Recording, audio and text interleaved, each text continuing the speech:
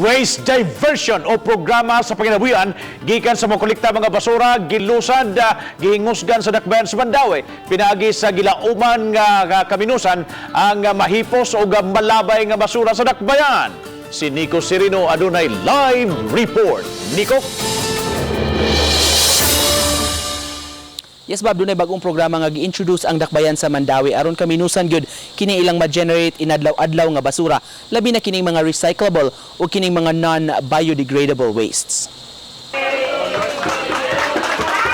Ang Barangay Tingob ang labing uwahing gibisita sa taga Mandawi City Hall paglusad sa solid waste diversion. Programa kini nga gipangunayan sa Mandawi Senro pagdasig nga kaminusan ang nakolekta nga basura sa dakbayan.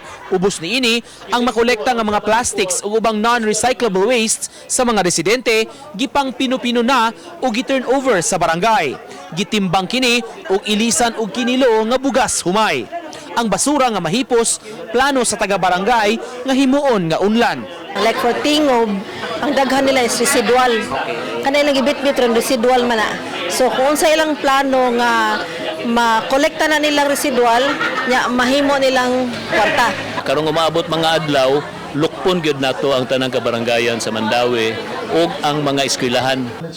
Ang City Hall ang pasiunang mihatag og sinakong bugas agi og puhunan sa kapunungan sa mga residente. Apan gidasig ang barangay og mga mulupyo nga mopatuyok sa puhunan isip panginabuhian usab sa mga tao. Gitinguhang dakok ikatabang ang programa aron kaminusan ang mahipos og malabay nga basura. Dako na nag-iba ng atong mga basura kay ini tulad ng programa niya at least at the same time na makita sa atong mga katawhan doon sa sila mapaabot ba.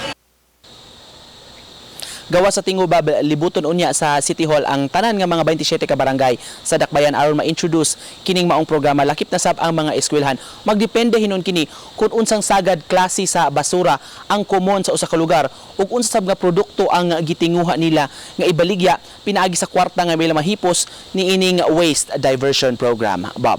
Thank you so much, Nico Serino, sa imong live report.